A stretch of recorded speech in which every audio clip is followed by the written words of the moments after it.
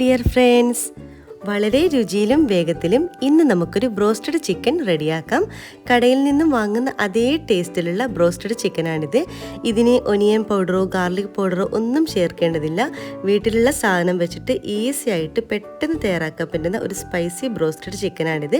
അപ്പോൾ വീഡിയോ ഇഷ്ടമായാൽ പ്ലീസ് ചാനലൊന്ന് സബ്സ്ക്രൈബ് ചെയ്ത് സപ്പോർട്ട് ചെയ്യണേ. കൂടെ കുഞ്ഞ് ബെല്ലൈക്കനൊന്ന് ക്ലിക്ക് ചെയ്യുമ്പോൾ ഓൾ എന്ന ഓപ്ഷൻ തന്നെ ക്ലിക്ക് ചെയ്യണേ.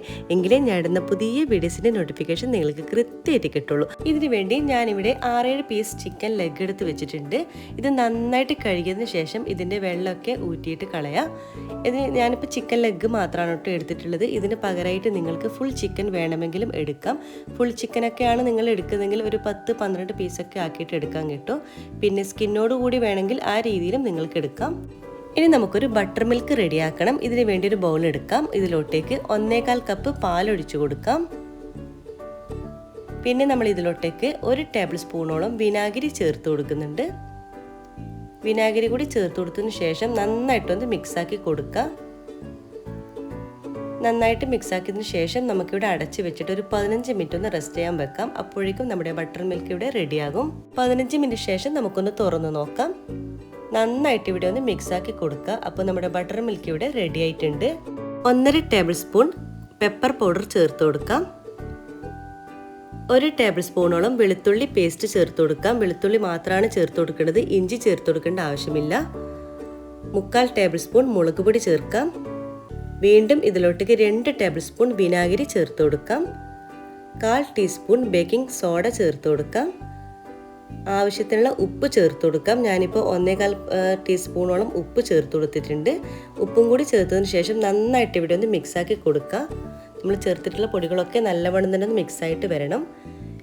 ഇനി ഇതിലോട്ടേക്ക് നമ്മൾ നേരത്തെ കഴുകി മാറ്റി വെച്ചിട്ടുള്ള നമ്മുടെ ചിക്കൻ്റെ പീസൊക്കെ ഇതിലോട്ടേക്ക് വെച്ച് കൊടുക്കാം.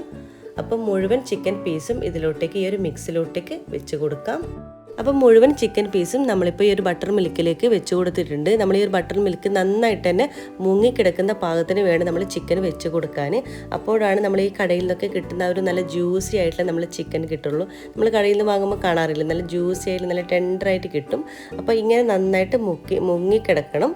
ഇനി നമുക്കിവിടെ അടച്ച് വെച്ചിട്ട് ഒരു 5-6 മണിക്കൂറോളം നമുക്കിതൊന്ന് റെസ്റ്റ് ചെയ്യാൻ വെക്കാം.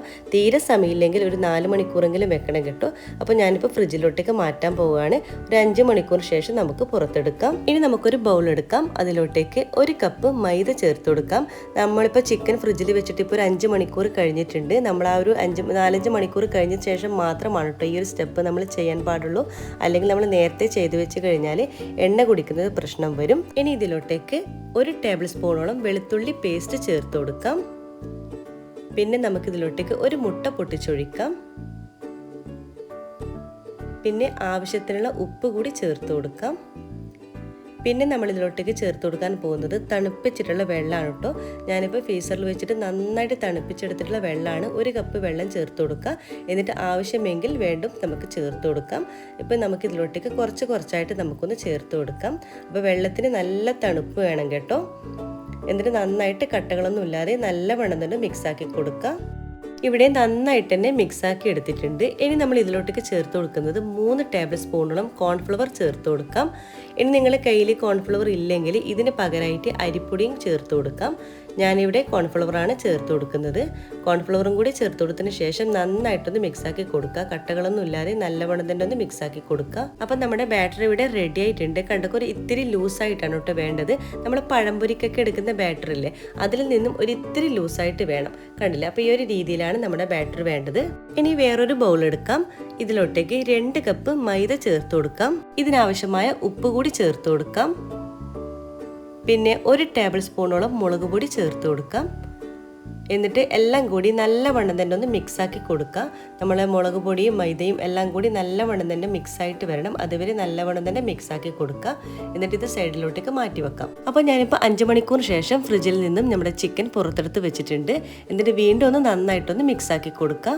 അപ്പോൾ നമുക്കിതിനെ റെഡിയാക്കി തുടങ്ങാം. നമ്മൾ ആദ്യം തന്നെ നമ്മുടെ ഒരു ബട്ടർ മിൽക്കിൽ കിടന്ന ചിക്കൻ നന്നായിട്ടൊന്ന് ബട്ടർ മിൽക്കിലൊന്ന് മിക്സാക്കി എടുക്കുക. അതിനുശേഷം നമ്മുടെ ആ ഒരു ബാറ്ററിലോട്ടേക്ക് മൈദ ബാറ്ററിലോട്ടേക്ക് നന്നായിട്ടൊന്ന് കവർ ചെയ്തെടുക്കാം കേട്ടോ. നന്നായിട്ട് തന്നെ അത് കോട്ട് ചെയ്തെടുക്കുക. ഒരു 3-4 തവണ ഇതുപോലെ നന്നായിട്ടൊന്ന് കോട്ട് ചെയ്തെടുക്കുക.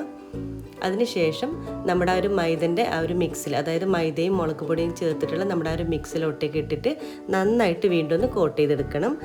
നന്നായിട്ട് എൻ്റെ കൈ കൊണ്ട് നന്നായിട്ട് തന്നെ കോട്ട് ചെയ്തെടുക്കുക. നനവുള്ള ഭാഗത്തൊക്കെ വീണ്ടും വീണ്ടും ഒന്ന് കോട്ട് ചെയ്തെടുക്കുക കേട്ടോ. നന്നായിട്ട് കോട്ട് ചെയ്തെടുക്കണം. കണ്ടില്ലേ, ഈ ഒരു രീതിയിലാണ് നമുക്ക് വേണ്ടത്. അപ്പോൾ കൈ വെച്ചിട്ട് നമ്മൾ നല്ലവണ്ണം ഒരു 3-4 തവണ നല്ലവണ്ണം തന്നെ നമ്മൾ ഇതുപോലെ കോട്ട് ചെയ്തെടുക്കാം. അപ്പോൾ ഇവിടെ ഒന്ന് റെഡി ആയിട്ടുണ്ട്. ഇതുപോലെ ബാക്കിയെല്ലാം തന്നെ ചെയ്തെടുക്കാം. അപ്പോൾ നമ്മൾ ആദ്യത്തേത് മാത്രം കോട്ട് ചെയ്തെടുക്കുക കേട്ടോ. നമ്മൾ മൊത്തത്തിൽ തന്നെ ഇതുപോലെ കോട്ട് ചെയ്തെടുക്കണ്ട. ആദ്യം ഫ്രൈ ചെയ്യേണ്ടത് മാത്രം കോട്ട് ചെയ്തെടുക്കുക. ഇനി ഞാനിപ്പോൾ ചീനച്ചട്ടിയിലാണ് ഇത് ഫ്രൈ ചെയ്തെടുക്കുന്നത്. കുറച്ച് ഓയിൽ ഒഴിച്ച് കൊടുക്കുക. ഓയിൽ നല്ലവണ്ണം തന്നെ ചൂടാകുമ്പോൾ നമ്മൾ കോട്ട് ചെയ്തിട്ടുള്ള നമ്മുടെ ചിക്കൻ്റെ പീസ് ഇതിലോട്ടേക്ക് ഇട്ട് കൊടുക്കുക. നിങ്ങൾ എടുക്കുന്ന പാനിൻ്റെ അളവിനനുസരിച്ച് ഇട്ട് കൊടുക്കാൻ കിട്ടും. ഞാനിപ്പോൾ ഏകദേശം ഒരു 3 എണ്ണം ഇവിടെ ഇട്ട് കൊടുത്തിട്ടുണ്ട്. അധികം കുത്തി നിറച്ച് ഇട്ട് കൊടുക്കണ്ട. ഇതിനൊരു പൊങ്ങി വരാനുള്ളൊരു സ്പൈസ് വേണം കേട്ടോ. അങ്ങനെ മൊത്തത്തിലായിട്ട് ഇട്ട് കൊടുക്കണ്ട. നിങ്ങൾ എടുക്കുന്ന പാനിൻ്റെ അളവനുസരിച്ച് മാത്രം ഇട്ട് കൊടുക്കുക. അതിനുശേഷം നമ്മൾ ചിക്കൻ ഇട്ട് കൊടുത്തതിന് ശേഷം ലോ ടു മീഡിയം ഫ്ലെയിമിൽ വെച്ചിട്ട് വേണം നമ്മൾ ചിക്കൻ ഫ്രൈ ചെയ്യാൻ. അപ്പോൾ നമ്മൾ ഉള്ളു വേകാത്തൊരു പ്രശ്നം വരും. ഹൈ ഫ്ലെയിമിൽ ഇട്ട് കഴിഞ്ഞാൽ ഉള്ളു വേകാത്തൊരു പ്രശ്നം വരും. നമ്മൾ ആദ്യം ഇട്ട ചിക്കനാണ് നമ്മൾ ഫസ്റ്റിൽ എടുക്കേണ്ടത്. കണ്ടോ, ഇതിവിടെ റെഡി ആയിട്ടുണ്ട്. ഇതുപോലെ ബാക്കിയെല്ലാം തന്നെ നമുക്ക് ചെയ്തെടുക്കാം. അപ്പോൾ നമ്മുടെ അടിപൊളി ബ്രോസ്റ്റഡ് ചിക്കൻ ഇവിടെ റെഡി ആയിട്ടുണ്ട്. നല്ല മൊരിഞ്ഞ് വന്നിട്ടുണ്ട്.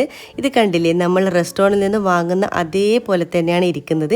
അതേ രുചിയുമാണ്. ഇനി വലിയ വില കൊടുത്തിട്ട് നമ്മൾ ഷോപ്പിൽ നിന്നും ഇതൊന്നും വാങ്ങി കഴിക്കുകയേ വേണ്ട. വീട്ടിൽ തന്നെ ഈസി ആയിട്ട് റെഡിയാക്കാൻ പറ്റും. അപ്പോൾ എല്ലാവർക്കും ഇഷ്ടമായി എന്ന് കരുതുന്നു. ട്രൈ ചെയ്ത് നോക്കുന്ന സമയത്ത് ഫീഡ്ബാക്ക് അറിയിക്കാൻ മറക്കരുത്. അതുപോലെ വീഡിയോ ഇഷ്ടമായാൽ പ്ലീസ് ചാനലൊന്ന് സബ്സ്ക്രൈബ് ചെയ്ത് സപ്പോർട്ട് ചെയ്യണേ. ഇൻഷാ അല്ലാഹ് വീണ്ടും ഇതുപോലെ വെറൈറ്റി റെസിപ്പീസുമായിട്ട് വീണ്ടും കാണാം. അതുവരേക്കും എല്ലാവർക്കും ഒരിക്കൽ കൂടി താങ്ക് യു.